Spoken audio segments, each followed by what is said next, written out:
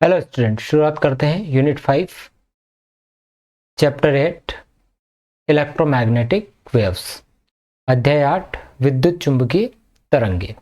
बच्चों, ये 4 मार्क्स के इस यूनिट से आएंगे। ठीक है, 1 मार्क्स के 4 क्वेश्चन आएंगे टोटल ही। तो सारे इसमें ऑब्जेक्टिव टाइप क्वेश्चन ही इस यूनिट से पूछे जाएंगे। ठीक है, देखते हैं आगे बढ़ते हैं। सबसे पहला क्वेश्चन है, रिक्त स्थानों की पूर्ति कीजिए, फिल इन द ब्लैंक। में सबसे पहला क्वेश्चन है, अंधेरे में फोटोग्राफी के लिए तरंगों का उपयोग किया जाता है। Waves are used for photography in dark room. तो किसका यूज होता है, कौन सी तरंगों का उपयोग किया जाता है बच्चों? तो इसका आंसर है इंफ्रारेड या फिर अवरक्त। तो अंधेरे में फोटोग्राफी के लिए तरंगों का उपयोग किया जाता है, तो किसका? अवरक्त तरंगों का उपयोग किया जाता है। अंधेरे में फोटोग्राफी के लिए अवरक्त तरंगों का उपयोग किया जाता है। ठीक है, नेक्स्ट। पृथ्वी तल में ओजोन परत की लगभग ऊंचाई होती है। तो कितने किलोमीटर की ऊंचाई होती है? The height of the ozone layer in the earth surface is. तो बच्चों ये होता है 50 किलोमीटर, 50 किलोमीटर की ऊंचाई पर होता है। थर्ड वाला है, में रिक्त स्थान में परिवर्तन के कारण विस्थापन धारा उत्पन्न होती है। Displacement current is produce due to change in blank. Answer हो जाएगा आपका क्या? इलेक्ट्रिक फील्ड या फिर विद्युत क्षेत्र। विद्युत क्षेत्र में परिवर्तन के कारण विस्थापन धारा उत्पन्न होती है। Displacement current is produce due to change in electric field. Next है, एक त्वरित आवेश विद्युत क्षेत्र एवं दोनों उत्पन्न करता है। N accelerated charge particle produces both a magnetic field and electric field. या फिर एक त्वरित आवेश विद्युत क्षेत्र एवं दोनों, यानी विद्युत क्षेत्र एवं चुंबकीय क्षेत्र। देखो इनमें ये प्रिंटिंग मिस्टेक्स दे रखी है कुछ बहुत सारी। तो कैसे होना चाहिए था ये कि एक त्वरित आवेश चुंबकीय क्षेत्र एवं यहाँ रिक्त स्थान आना था और दोनों उत्पन्न करता है। तो क्या? विद्युत क्षेत्र उत्पन्न करता है। मैंने हूबहू वैसा ही यहाँ पर टाइप किया है जैसा क्वेश्चन बैंक में दिया गया है, ताकि आपको समझ आ सके कि कहाँ पर क्या मिस्टेक है। नेक्स्ट क्वेश्चन की तरफ बढ़ते हैं। निर्वात में विद्युत चुंबकीय तरंगों के वेग का सूत्र है। The formula of velocity of electromagnetic waves in vacuum. तो क्या है? C is equal to 1/√μ0 s/0। Next, ऊष्मा की संवेदनशीलता रिक्त स्थान तरंगों द्वारा होती है। The sensitivity of heat is due to waves. कौन सी वेव्स? इंफ्रारेड यानी अवरक्त तरंगों के कारण होती है। तो ऊष्मा की संवेदनशीलता अवरक्त तरंगों द्वारा होती है। नेक्स्ट है, विद्युत स्पिलिंग के निकट रिक्त स्थान की गंध निकलती है। The smell of blank near the spark of electricity. तो किसकी आती है बच्चों? ओजोन की स्मेल आती है। नेक्स्ट, पराबैंगनी लैंपों के बल्ब रिक्त स्थान के बनाए जाते हैं। The bulb of ultraviolet lamp are made of blank. किसके बनते हैं? क्वार्ट्ज के। नेक्स्ट, जीवाणुनाशक के रूप में तरंगों का उपयोग किया जाता है।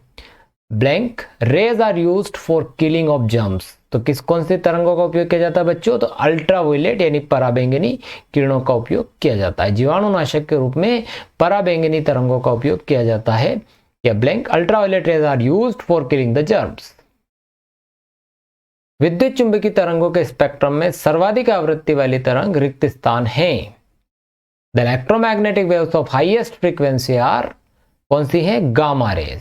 ठीक है, चलो अगला है, सही विकल्प का चयन कीजिए। पहला क्वेश्चन है, निम्नलिखित में से कौन सा विद्युत चुंबकीय तरंग नहीं है? The following is not electromagnetic wave. Gamma rays, X rays, ध्वनि साउंड, रेडियो वेव्स रेडियो तरंगे। आंसर है ध्वनि तरंगे, साउंड वेव्स। देखो इसमें सामान्य से देख लें, ऐसे ऑप्शन वाले क्वेश्चन जब भी आते हैं तो उसमें एक बात को देखें कि ऑप्शन उठा के चीजों को समझना कोशिश कर, कि जैसे गामा रे विद्युत चुंबकीय तरंगे होती है, एक्सरे होती है, रेडियो वेव्स विद्युत चुंबकीय तरंगे होती है, तो कौन सी नहीं है? तो आपके लिए ध्वनि तरंगे और साउंड वेव्स इसका उत्तर सही हो जाएगा। ठीक है, नहीं वाली ढूंढना थी अपन को। चलो नेक्स्ट, निम्नलिखित में से सबसे अधिक आवृत्ति वाली तरंग है। Which of the following has highest frequency wave.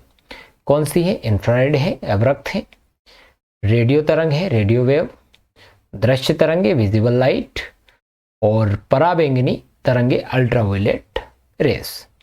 Answer है पराबैंगनी तरंगे अल्ट्रावायलेट रे, ठीक है, आवृत्ति के रूप में सबसे अधिक आवृत्ति वाली है ये।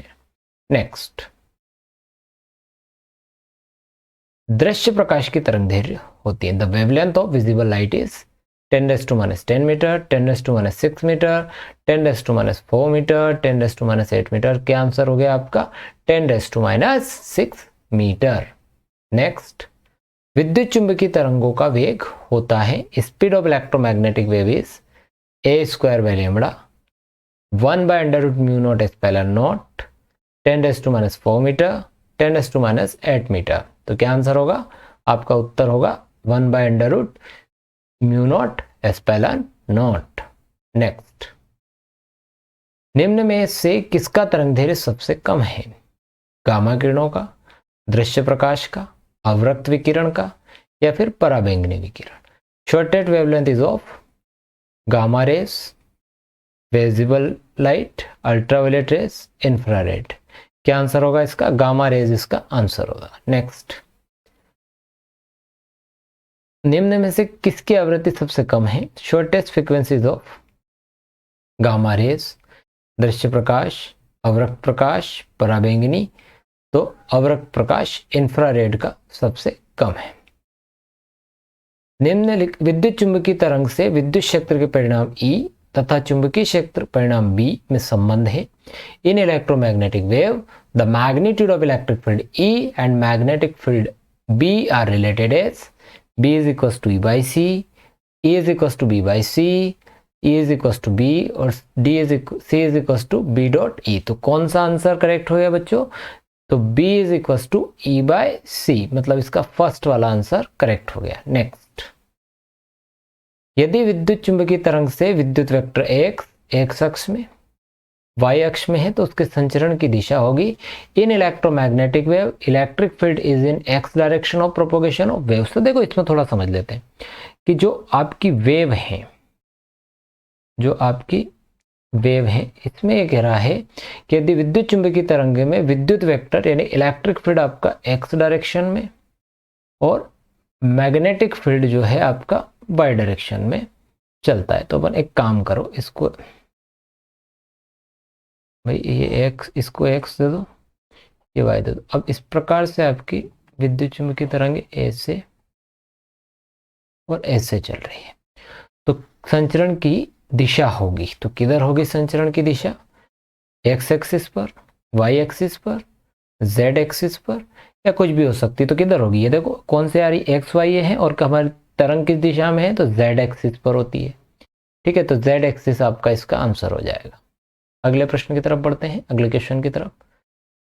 ओजोन मंडल अवशोषित करता है, the ozone layer absorb the दृश्य प्रकाश, विजिबल लाइट, माइक्रो तरंगे, माइक्रोवेव, इंफ्रारेड रेडिएशन, अवरक्त विकिरण, पराबैंगनी विकिरण, अल्ट्रावायलेट रेडिएशन।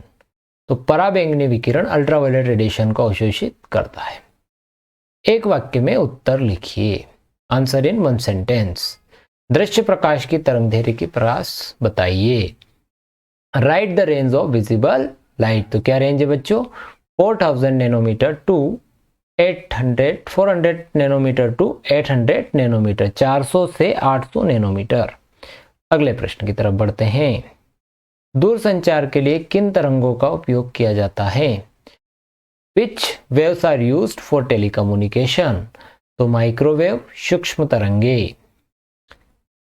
सूक्ष्म तरंगों की तरंगदैर्घ्य परास लिखिए। Right the range of microwaves. तो 1 मिलीमीटर टू 100 मिलीमीटर। नेक्स्ट, विद्युत चुंबकीय तरंग क्या है? What are electromagnetic wave?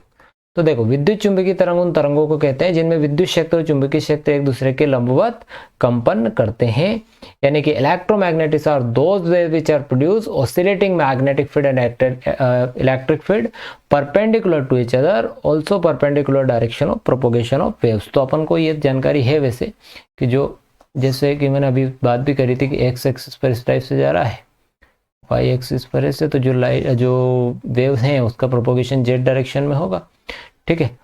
यानी कि विद्युत और चुंबकीय क्षेत्र अगर लंबवत कंपन करते हैं तो जो तरंग उत्पन्न होती है उसे विद्युत चुंबकीय तरंग कहते हैं। यदि पृथ्वी पर वायुमंडल न होता तो पृथ्वी तल का ताप वर्तमान ताप की अपेक्षा कितना होता? If there was no atmosphere on the earth तो what would be temperature of the earth surface compare to the present temperature? तो average surface temperature will be lower, न्यूनतम होगा, मतलब अभी जो वर्तमान स्थिति है इसकी तुलना में क्या होगा? ताप कम होगा, न्यूनतम होता है, वायुमंडल नहीं होता तो। ठीक है, आगे अगला प्रश्न,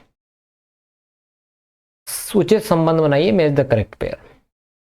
रेडियो तरंगे, मार्कोनी ने इसकी डिस्कवरी की थी। पराबैंगनी तरंगे, अल्ट्रावायलेट रेस, रिटर ने इसका इन्वेंशन किया था। एक्सरे, रोंटेंजन ने इसका इन्वेंशन किया था। गामा रेस, बेकुरल ने इसका इन्वेंशन किया था। विजिबल लाइट, दृश्य प्रकाश, न्यूटन ने इसका इन्वेंशन किया था। अवरक्त किरणें, इंफ्रारेड रेडिएशन, हर्सेल ने इसका इन्वेंशन किया था। तो बच्चों यहीं तक ये वीडियो आपका कंप्लीट हो जाता है। अच्छा, ये चैप्टर केवल इसमें जो क्वेश्चंस थे इसमें बहुत ज़्यादा समझने की कोई आवश्यकता नहीं है, क्योंकि इसमें सारे क्वेश्चन इंफॉर्मेशन वाले आपको दे रखे हैं इस क्वेश्चन बैंक में कि भाई रेडियो वेव की डिस्कवरी किसने करी है, तो वो तो अपने को मार्कोनी याद होना ही चाहिए। ठीक है, वीडियो आपको अगर पसंद आया हो तो चैनल को सब्सक्राइब कर दीजिए और अपने दोस्तों के साथ लिंक शेयर करिए।